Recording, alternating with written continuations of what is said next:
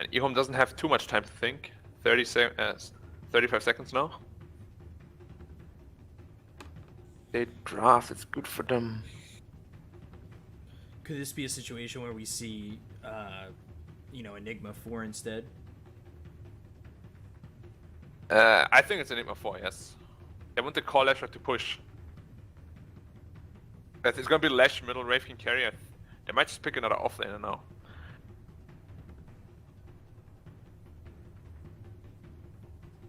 Mars or something. OD. Okay. So it is the... Is it gonna be Lash offlane or... Nope, Enigma offlane again. 4 positionless track. Yeah, so... OD is really good obviously against Troll and Morph. And Omni. It's just the problem is the Nyx Assassin, obviously. Like OD hates Nyx Assassin, that's also why CDEC didn't ban it out. Because they feel confident that they can deal with him in the mid-late game. However, this OD with position 4 Lash is really good, because the Astral is a very good setup for the Lash stun. And then kills the mid lane become very possible suddenly. And they have no hero that can go mid lane now against this OD.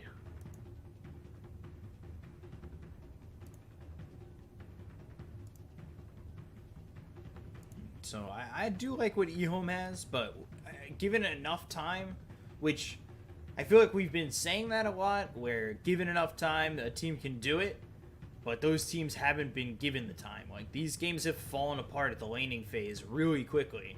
So can we see EHOME jump the gun here? Do they have the kind of lineup to jump the gun, or can CDEC sustain through the laning phase? Actually, like looking at it objectively, like the 3 cores they have in late game should completely dominate the CDEC draft. Like this OD with the BKB is pretty much untouchable, just as the Enigma. So late game should be really good for EHOME. And laning phase should be really good for EHOME. So I'm honestly quite worried for CDC. They need to snowball with the Omni Knight and start pressuring a lot early. Because the Omni Knight is the only lane that should really win for them. He's gonna have to create all the pressure on the map. Is his lane winning solo, like, worth it? Like, not him solo, but being the only lane that wins, is that enough? Well, unless they want to dodge and put the Omni Knight against the Enigma, then that's what they'll get, because this Enigma will have a really good time top lane. I mean, bot lane. I hate this one. Prepare for battle. Russian cat wheel is so fucking funny. But yeah, how are they gonna set up the lanes? They want the Enigma against the Troll. And not Troll, I mean Morphling, no matter what. And yeah, if they set it up that way, then Omni Knight will have a really good time against Wraith King, but Omni Knight with 2 cores that are under farmed should not be very scary. So we'll see how they end up setting this up, what they're able to get away with. And how this laning phase is going to end up going. I mean, just looking at the lanes, Troll OD is quite even until OD gets more levels. 30 seconds to battle. Omni should beat Wraith King again, and Enigma should beat Morphling. So all in all, should be quite balanced throughout the map. But as I said, like EHOME, I think, has a late game, so CDEC will have to pressure quite early. Do they have the supports to pressure efficiently? You know, Grimstroke and Nyx Assassin, you know, I know Grimstroke can really do quite a bit, but is there enough there with the Nyx Assassin too? It really depends on how many levels the Nyx Assassin gets. If he gets a fast 6 with a carapace, he can set up a lot of ganks, which can result in a lot of pressure on the map. But if he has like a hard time getting there, then he will feel kind of useless this game. UTP top or Nyx Assassin, okay. Could this be a potential for more of a utility build on Faith Beyond instead of, say, BKB and Blink? I think this game you definitely want BKB and Blink at some point, but you're probably gonna get like a mech first, just like how we saw in the last game. Yeah. think he just needs to also be a little bit more willing to take the shot, unlike the way JT was. But that, that wasn't solely on him. That, it is hard to find that right spot. Yeah, now his team was just so far behind, and if your team is really far behind with Enigma, just feel pressure to make it work, and that's usually when it never works. So we'll see if we see the same thing here from Faith Beyond. Faith Beyond, a very good offlaner, usually really good at securing his farm, even if he gets behind. He knows how to really pull out his lane. Yeah, but this time he should have a quite easy lane. Like, Grimstroke Morph can't really do too much against Enigma. You just keep denying creeps, and yeah, not too much you can do about it. So then the Omni Knight should dominate top lane as well. So the offlaner should have a good time, theoretically, from both sides. Yep. But what I'm a bit worried about is Omni Knight can't pressure as well as Enigma can with a good early game. And do you think Jinkyu needs to be stationary in this lane, or are we going to see him be more mobile than not? He'll have to be stationary for a while, but at some point he will also have to move because like, you can't really help this morphing too much. Sorry. The Leshrac. What was I looking at? For some reason I thought Jinkyu is on the Grimstroke. No, if it's Enigma you can definitely leave him solo after a while. Yeah. Because all he really needs is level 3. Okay, so maybe we'll see him move over, help out over mid. You could start off with, an Astral Imprisonment, then go into a Split Earth, or do it the other way around, whatever. I think they do have the lockdown, especially if a Leshrac comes to either this mid or top lane to get something done. Yeah, for sure. Leshrac is a support with a lot of capability of killing when you have a setup. And it looks like his OD might need some help, as he's losing a little bit right now. But nothing major. But you can't really pressure too much as a Leshrac with an Enigma, So, might as well go to a lane where you can actually do something. A lot of damage being done to Ferrari early on, and XM pops his Sal. Ferrari holding on so far, sitting quite low, but all he's got is 2 Tangos. He already used one self as well, so that's the second self he's bringing in the courier. XM is really pressuring him a lot. Now we saw a bit of this with the Kunkka matchup against the Necro. This kind of domination early on. Yep. But Leshrac is being setting up right now. Nope.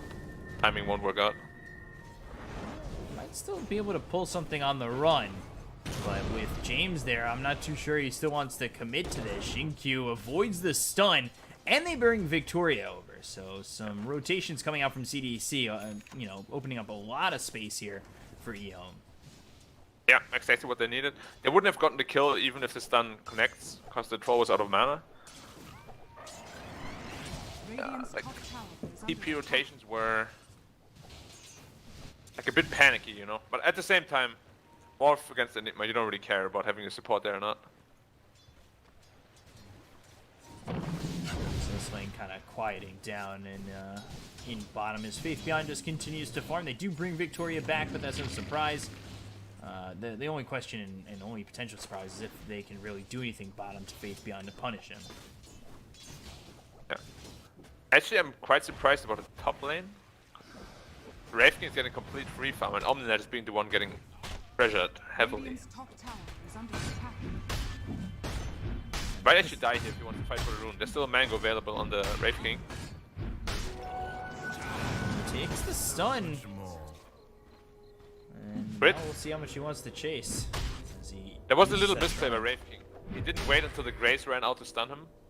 That's why the stun tapered off so quickly. But overall still fine, he got the rune. No, he didn't get the rune. Omni got the rune actually. They got 3 bounties on Radiant.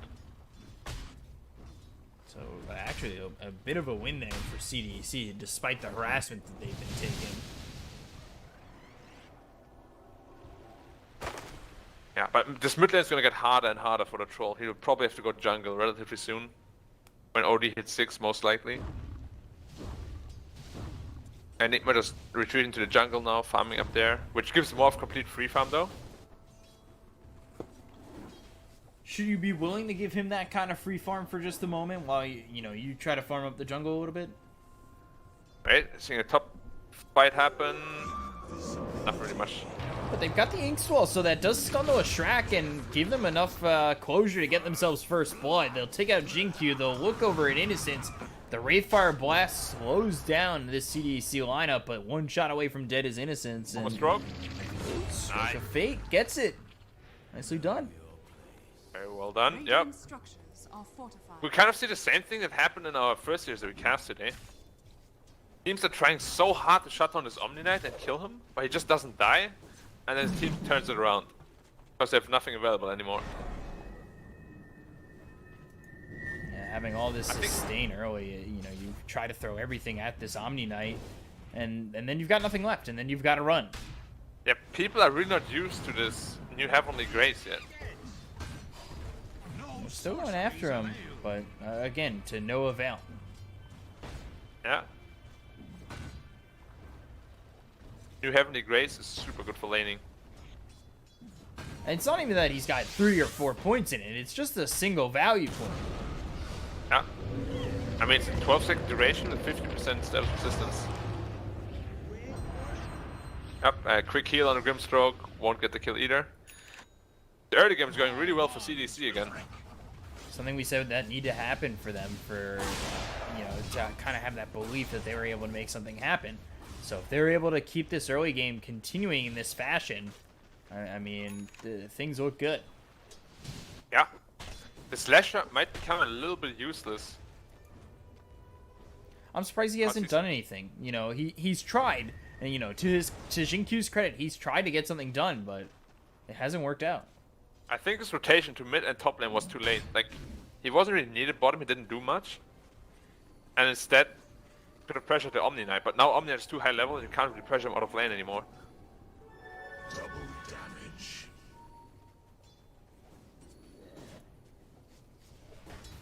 So, a 1,000 net worth lead for CDC. A good little start here, 8 minutes in. And Troll and Morphling leading the CS so far. Yeah. Leading the net worth as well as the Wraithfire Blast comes in, but that is going to be countered with the Impale of James.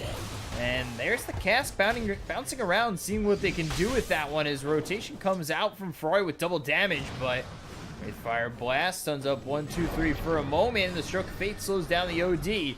So again, you go after the OD, but with no results.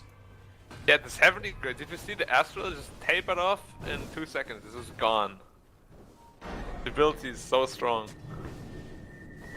If you want to set up a kill on Omni Knight, OD needs to be there right from the start. He can't TP in, He needs to be there hitting him, laying in the damage, and then ulting him. A lot of failed rotations so far from the Dire team. Yeah, continuing to let the lane stay pretty much open here for the Morphling while doing so too. Yep. Enigma can't really pressure the Morphling anymore. Way too high level. They're setting up on the kill here as well. Nick staying on the side here. If he gets an Impale off, I don't think they have the damage to kill him, but pressure him a little bit. We'll see if they do go for Faith Bounty. It is also setting up towards that 10-minute bounty room timing. Yeah, Lash is also rotating to bot. Gonna be 4 versus 3. Malphus. But just kind of letting himself get hit. Trying to draw in Faith Beyond. Oh, Yep. And there's the Split Earth with the Spike Carapace coming through. They look over at the Leshrac. Jinkyu ends up dying, and now Inkswell will be a little bit short of getting Innocence, but XM throws a shot, does a lot of damage here, slows him up, continues to give chase. Innocence on the run behind his tier 2 tower, but no one here to help him, so he'll fall too. Yep, and 4 bounty rooms for Radiant as well. That is a big way to boost that economy. Where are the pressure points here from Dire? OD is pretty much the only one that can really kill right now. So he'll have to get involved into some fights relatively soon.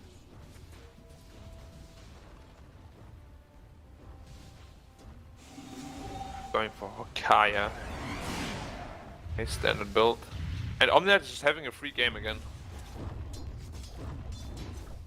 And we saw that, you know, in the first time we saw Omni Knight. What do you do afterwards? So what do you do if you give him this open lane? Now he's got 2 into the Heavenly Grace, all 4 into the Purification. He's a sustained machine that nobody on EHOME can kill. He doesn't care at all. This time they should have damage though with the OD. Especially once he finishes at Kaya, he's gonna lay in the pain. But then there's this Nyx Assassin. Has Vendetta off cooldown. We'll see if he makes a move at anybody just yet. Always going for the fast diffu, I like it. Pressure together with the Morphling. You can't go for a greedy item build if you have a Morphling on the team. You need to be able to fight. Are fortified. There's no way they're gonna give out the bot tower. Omniat has a TP available, so they're definitely gonna fight for this one. So see what they're able to do. They've got the break here as well as the stun that hits onto Xingqiu. He's easily dispatched. Wait, he just ran behind the tower there, completely alone, and pretty much was fed. Very questionable decision by Xingqiu. Yeah, He didn't even use quick his little EDT 1-2 to punch. push the tower. Radiant's middle tower Okay. is under attack. Maybe thought his team was gonna join him, but so far forward, it's hard for his team to even step in that spot. Yeah. Brave King is continuing to farm top. Omni pressuring top alone very aggressively. He knows they need at least 3 heroes to kill him. There's no chance. Yeah, Oh, stun, Heavenly Grace. Pulse Nova doing a lot of damage here onto the Omni Knight, trying to run. And Purification once more, but just ringing in his ears is this Pulse Nova. And they chase him down, they get the kill. So very big there for EHOME to lock that one out. Yeah, this level 3 Edict actually putting in the pain. I didn't think it would do that much damage. Dire's top Yeah. tower has been He got the tower in trade, and they know Lash to be top and used all his resources, so they can probably get a bottom tier 1 as well. Dire's bottom tower. Even though he died, it was still a very good trade for him and his team. Dire's structures And mech are has been fortified. completed on Enigma now as well, Dire's so middle their team tower fight is just that is much under stronger. attack. I'm still waiting to see some action from this OD. Like, they're pushing middle tower as well. Tower is under attack. They need to do something here. Dire's bottom tower has fallen. They're giving up way too much map control. Carapace top. Tech TP coming in. See what they're able to get here is they'll look over for Xingqiu. The Stroke of 8 comes through, but it won't hit onto this Leshrac, so again able to just walk away on that one. It was just to defend the tower. It wasn't coordinated too well, because they could have easily gotten the kill there if they TP right away. But the main objective was to defend the tower. All 3 towers still very healthy on the Radiant side. The top one, half HP. The middle tower is very important for the Dire team. That's also why they're not denying it. Gives super much map control that you need. Enigma also TPing for it now. They don't want to give this up no matter what. We'll see if they can hold. Moving forward once again, and Innocent's looking to try and throw a cask. Soulbind comes in, they've got the silence on the Enigma as well as this Witch Doctor, but they'll drop the Sanities. XM ends up falling here to Innocence. They get 1, but they can't get more than that. We'll see if the Troll ends up being worth it if they can go for the tier 1 tower over mid. Yep. That's the tower for the Dire side. Omni Knight, you gotta be careful here. Omni Knight way too far forward. They do commit the black hole to this one, and they will get the kill. I'm a bit baffled, to be honest, how everyone's just walking in by themselves. What is happening? They had everything on lockdown, and then they gave up those 2 kills. They gave up the mid-tier 1 tower, and all of a sudden, just like that, things kind of open up for EHOME. Yeah, I mean, we spoke about this OD. If he gets his BKB, and he will have it in like about 5 minutes, then he's going to destroy this Radiant team. They have nothing to do with him if he has a BKB. And we saw it there, the Troll. He got obliterated by the OD, even with Omnia next to him. Just couldn't survive, and now you need to figure out what you do need in order to survive in this game. Because that BKB is going to come sooner rather than later, and then CDEC is going to have a bunch of problems.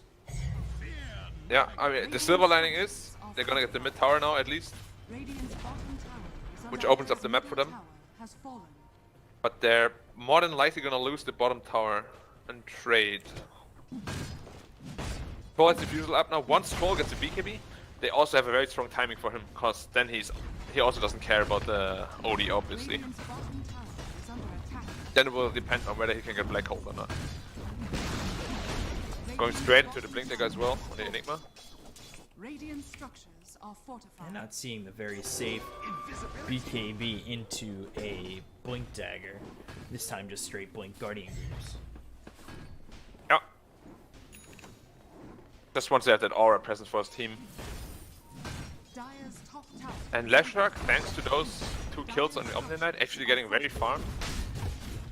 Quite high level as well. He's setting up over bottom. He's got level 4 in the Diabolic Edict, so they can potentially take these towers very quickly. But they're not gonna give this up one easily. You don't need to give up this tower for nothing. And it's a decision to defend it, even though it's still taking a lot of damage here. The respawn skeletons plus the catapult might actually put it in deny range. Dire's top tower is Yep. under attack. Yeah, that was Are they gonna choose to deny it or not? a lot of damage being done here. Yeah, forces the deny. So, I mean, they technically, the tower, they might even be able to get the Nyx Assassin, but Jin-Q left by himself, gets close to getting the Nyx, ends up dying here as 4 heroes converge on his location and clean him up. Yeah, but there's 5 heroes on that side of the map. It's very good for Dire. They're very efficiently farming right now, and there's no objective to take for Radiant on the bottom side. So not a bad death at all. Because right now, Dire's is waiting for 2 core items. One is the Radiance and the Wraith King, the other is the BKB and the OD, and then it's go time for them. They've almost got this BKB finished. And just about 400 gold needed for this OD to get the components to clean it up. So, a couple of camps here, a creep wave there, and they should be good to get that BKB, but we'll see if CDEC can slow it down by maybe getting a kill here as they smoke up towards top. Middle tower is Yeah, they smoked up under vision though, so they're not gonna get anything here. And again, there's no objective top at all. They're just running around like headless chicken right now. Dire are scanning. Although I say that, and they're just pushing tower in the mid lane with the solo Morphling. That was really ballsy, because they saw the smoke top. If Dire wanted to, they could have just jumped him with the newly picked up Blink on the Enigma. He's got this Blink Dagger, he's got the Gap Closer, as well as, you know, being ready to throw this Black Hole. It's off cooldown. So we'll see how willing Faith Beyond's ready to be with this. BKB up now on the OD. 500 gold to finish the Radiance. And then they're super strong. And it's go time. They might be smoking up relatively soon. They're under a sentry ward, so I wouldn't be surprised to see it. Yeah, Morph also finished up his Lincoln's going for the E-Blade next. Very normal build up.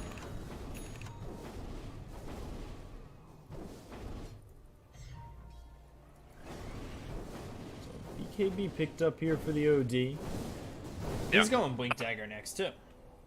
Very good choice. So you can jump in together with the Wraith King, who's also going to pick up Blink Dagger later. I'm wondering whether they'll start to be really aggressive once they get the Radiance, because they're giving away a free Roshan right now. And they need to start to come over. Just way too little too late. Spike Carapace comes in, Stroke of Fate, but EHOME not committing. But that's happening, and Jin-Q is just pushing your tier 3, so you need to be careful. Yeah, less than half HP. Duel's almost completed on him as well. 3 bounties for the Dire side this time. And they're really putting in a lot of pressure. They'll eventually find Jin-Q here and get that kill, but Nyx already has his duels completed. Very fast. Even faster than the farming Leshrac. yeah, but the Now they Leshrac have is... the Radiance up. They have the BKB up. They do, however, have to fight into an Aegis. I don't know if they want to do that. But Troll doesn't have a BKB yet, so if you want to fight, it's now. If you can They win might that also fight farm. without how low the tier 3 tower is, I mean, you could potentially break high ground on a victory. I mean, we spoke about the late game being very strong on the Dire side though, so they're not forced to fight, but if you build a BKB and OD that early, you really want to force fights. Because otherwise you feel quite bad about building it, and not more efficient items instead. It's a close game in terms of net worth, but it does feel like EHOME have a Radiant's slight top advantage tower here. is under attack. Yeah, and this OD is still king of the game right now. Is under attack. If he gets to hit the Morphling, he will die. They do have to troll BKB now as well though, so he will be able to stand toe to toe with the OD as well. OD cannot man fight a troll with BKB on. Not possible. We'll see. We'll see if he ends up trying or ends up losing, trying to man fight. But at the same time, you know, I think they're complacent with where they're at. I think they are fine to wait for Faith Beyond to get his BKB as well. Yeah, I like that decision to forego the Griefs, but it doesn't really do much this game. Just go for the BKB instead. Because once you have that, nothing can cancel you, and you can just black hole the troll or the Morphling, who are going to be nuisances for your OD. Anything to make that OD stronger, especially when he's got a bit of a net worth lead. They will start to rotate as they're in the jungle. They look over, and they will get the first life of this Wraith King. We'll see how EHOME retaliate, and stunned up. But the Astral Imprisonment is there from Ferrari to keep him alive a little bit longer. CDEC not leaving. They've got the Impel as well as the Adaptive Strike. They'll do the damage. They've got themselves the Soulbind. That'll connect him to Innocence, but he's able to survive this one out. Spike Carapace comes in, and finally they'll get the second kill. He's dead for 50 seconds, and the chase comes in from CDEC. Jinkyu uses the Yules on XM, and that's all she wrote for that one. Yep, taking it very cautiously. They really just want to wait for the BKB on the Enigma. I think they could have fought this if they had the OD blinked in into the backlines and start hitting the supports. Dire's middle tower But they is just under really want to take the safe route here. They don't want to throw anything away. Dire's middle tower has fallen. And you throw away too much, all of a sudden now you're in that kind of same position where is Faith Beyond comfortable throwing a black hole? Or is it worth even throwing that black hole? You know, you maybe put your Enigma in that kind of spot. But by just losing the Wraith King, I think that's okay. I know that's a setback on one of your cores, but overall, I think that's fine. Yep. There's only one tower left now. If they manage to destroy the tower, they can really start to keep them into their base and just outfarm them heavily. Because right now the Nyx Assassin is very scary for the Dire lineup. The Radiance can trigger it, the Leshrac is very scared of him obviously. And then the OD as well. Every mana burn is gonna hurt so much. And he's getting his next set of items soon. He's gonna get a Blink Dagger, followed by the Aghanim's after. If he gets up to the Aghanim's, he's gonna be a nightmare for the Dire lineup to deal with. What could they even do to that point? It seems like they've been ahead, and it felt like EHOME was ahead for so long. But just recently, it's kind of fallen back. I mean, it's a 2,000 net worth lead, but it definitely feels bigger than that. I think they're just too scared. Like, they had the OD BKB, but they still considered a free Roche for some reason. I don't know why. They really just need to start fighting, because they're just getting picked off the map by this Nyx Assassin over and over. And it just can't keep happening, you know?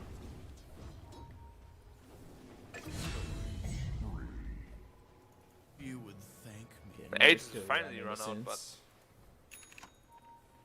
But they needed a kill, and they're getting a lot of farms, so it's a good Aegis overall.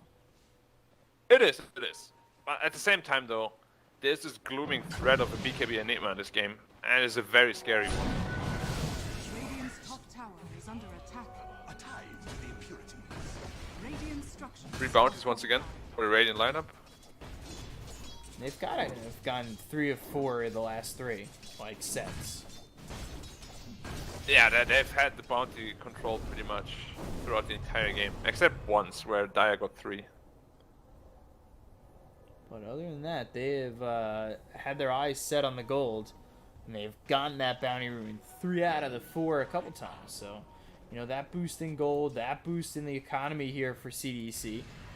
When you've got multiple players looking for Ags, you're in a good spot when you're picking up those bounty runes. Yeah, I'm very curious to see how CDC is going to try to approach the late game once this Enigma actually has BKB, because it's going to be very, very scary. And Richard is just going to get picked up again. Just a quick 1-2 punch there. They might knock on high ground here. It's just before Enigma has BKB as well, so if they were to push now, it would be super good for them. But they don't know, of course. But... yeah, knocking on high ground here. They're very afraid though. Understandably so. They haven't seen this Enigma for a long time. Seemed like a pretty lazy impale attempt there from the Nyx assassin, but just drawing attention for the moment. EHOME, they don't lose their tier 3, they don't get raxed or anything, they hold for now, and, well, I mean, where is your answer for EHOME? Do they just have to get the guts here to kind of just go all in? Well, they're waiting for this BKB, and then they're gonna feel really comfortable to fight. Because the Aegis also just ran out a while ago on the Troll Wallet, so with the new pickup of the BKB, they should feel really confident and really strong to fight, and I hope they will do so as well. Just regain the map. Now you're in the driver's seat. You force down the towers. 4-man smoke, not under vision, so good for EHOME. We'll see what they're able to do with that. Yeah, right with the BKB, I liked it a lot. But, you know, CDC is not just going to hand them a free fighter, you're going to have to earn it. You're really going to have to pressure them. Nixon says unsmoking. Very nice positioning by him. Nothing they can do afterwards. Great job by James there. Because that could have been momentum for EHOME. That could have been a spot for them to try and bring the game back. Spike Carapace hits on the 2. BKB is popped and the black hole comes in. This is just on the Nyx assassin. They'll use the ulti here for the Omni Knight. Now they'll look over at Lostrak. So that was the black hole used and really not finding much of anything. Jinkyu goes down. The chase continues from the Radiant. James ends up dying here to Innocence as they stop the TP of the Witch Doctor and get themselves a second. There was way too rushed by the Enigma. He just BKB'd and blinked in as soon as Nyx jumped in. I mean, okay. I mean, only getting a Nyx is definitely not worth it. No, for sure not. Now your Black Hole's on cooldown. Oh, that was rude. Oh yeah, now Black Hole's on cooldown for over 2 minutes. CDC might look to force something here. Troll and Morph are insanely fat as well. That's one of the big problems here with this black hole. You know, if you don't hit it, it's such a bad feeling because you don't get that opportunity again for minutes. You know, big chunks of the time go on throughout this game, and you don't have what makes you a hero. Yeah, and now guess what? Roshan's back up. Black Hole's on cooldown. There's no way you're gonna fight this. And Black Hole is still on cooldown for 2 minutes, so even after this Roche, they could still try to force down the Rex.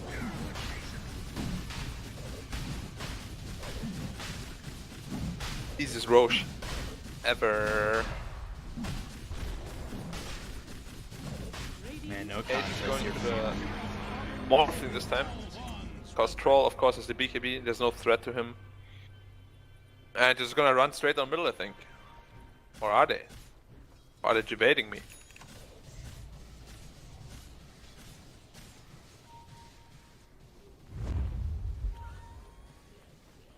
Four-man smoke up. Running towards bottom. We'll see what they're able to do with this one. Now Morph has to act like a boss though. Morph targets allies, so they're gonna have two Nyxes. Oh. Does Morph? Oh no. Morph doesn't get the extra burrow ability, right? If he transforms into a Nyx with Axe. Well, he gets the Tiny Ags ability, so he might get it. Oh, he actually. That would be so funny to have like two Nyx assassins borrowed next to each other and just mana burning. Yeah, I know when I saw Morph do it with the Tiny Ags, he was able to get it. Oh boy, Witch Doctor in trouble. Wickens gets popped. I don't know if it's gonna matter. Innocent's very dead. Goodbye. That's a quick 1-2 pop. Spike Carapace now, and the break with the stun. Stroke of Fate comes in with the BKB being popped by XM. Moving in on and gets the root, but there's the Astro Imprisonment. We'll see if that really matters, because again, Spike Carapace comes in. Every time he is near this Nyx, it's just Spike Carapace with the Radiance burning. Fear not heresy. Very overzealous by the troll though. He knows there's an OD in the backline. There's no way he's just gonna die like that. But yeah, now there's gonna... Black hole is available, right? Yeah, black hole is up, but they're just gonna go for the tower anyways. If they don't get black hole with both cores at once, this shouldn't be a problem. Yeah, and he transformed into the Nyx. Now they have 2 Nyxes.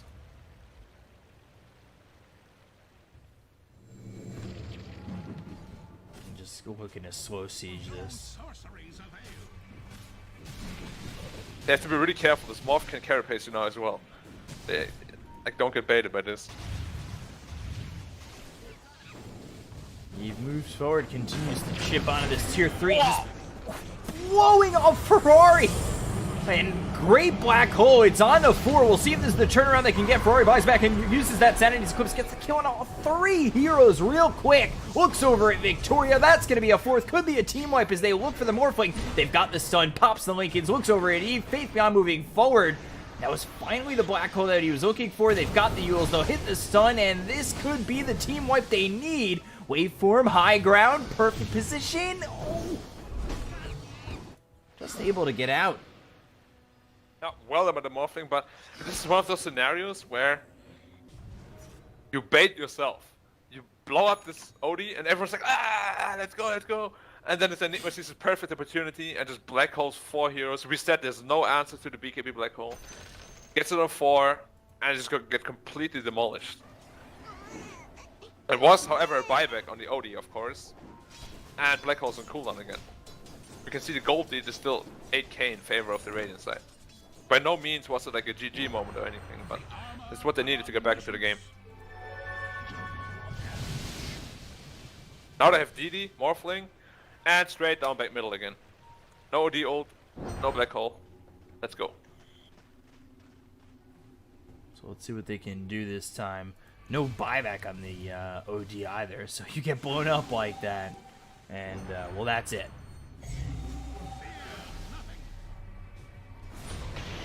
They look forward. They've got the Spike Carapace, Stroke of Fate coming in. Now the E-Blade looking to pop Innocence. They've got the cask bouncing around. Eve taking a lot of damage. The Purification comes in. They use the Greaves to look over the ulti thrown. Eve running away.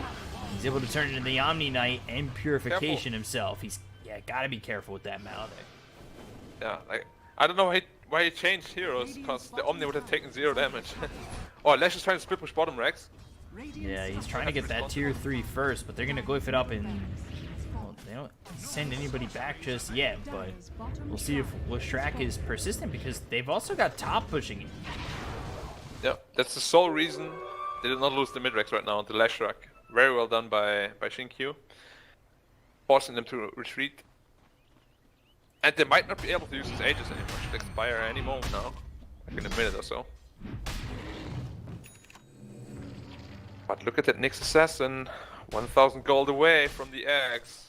That is such strong timing for the hero. And then we'll see if they've gotten themselves the double Ags. Morph is not going for it, unfortunately. I would love to see it. Even, you know, becoming OD as Morphling is so good when you have Axe. You have like 1400 cast range on Astral. Jesus. Ah, quick fingers by James. Such a long distance with that then. Yeah, because it adds the 600 cast range on top of it. Or even like a 2000 range mana burn would be pretty sick too. Eve coming over, Spike Carapace, but again, you've got to watch out. They've got themselves the second Nyx Assassin. He's going to waveform over with the BKB being popped. They've got themselves the Black Hole that's going to land on the Morphling. They're doing a lot of damage, but they have the ulti from the Omni as well as the Soulbind coming through. Stroke of Fate hits on 3 of these heroes. There's the E-Blade thrown. The Link is going to be popping the Morphling. Spike Carapace once again as he turns back into the Nyx Assassin. Jinkyu can't do much. He ends up dying. They'll look over at Faith Beyond. They'll get the kill. They'll take out the OD. Dead for 103 seconds. And Innocence tries to TP out, but at the last second, they will get the Yules, they will get the kill, and they will take out 4 on EHOME. Yep. Double Nyx Assassin. They solo Black Hole the Morphling and they didn't have the damage to bring him down. Because he had BKB on. We spoke about it. Once there's BKB, OD does nothing, and well, they don't really have anything to defend now. They're probably still get mega creeped here. OD no buyback, and even has buyback but no black hole, so it's not worth it to buy back. The Witch Doctor should buy back though. It's kind of just chilling.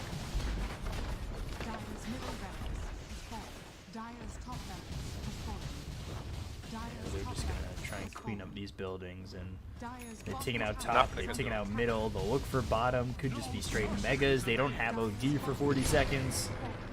Spike Carapace again, E-Blade blowing him up the first time. They'll look for a second, and BKB's gonna be popped as well as a refresher. Black Hole comes in, but it's only gonna land on the Nyx Assassin. This is not what Faith Beyond was looking for. The Soulbind attaches him to the Leshrac. They've got the Split Earth, that hits on the Nyx, but they'll take out Jinkyu. They'll lose James. Innocence goes down, waveform forward, and goes down again. He'll buy back immediately. They take out the Leshrac. Jinkyu gone for 80 seconds, and this is gonna be megas. Yeah, and GG as well. Wow. So very well done by CDEC. They moved to 2-0 while EHOME moved to 0-2. Yeah. Damn. GG, man. I'm underestimating them, but I'm starting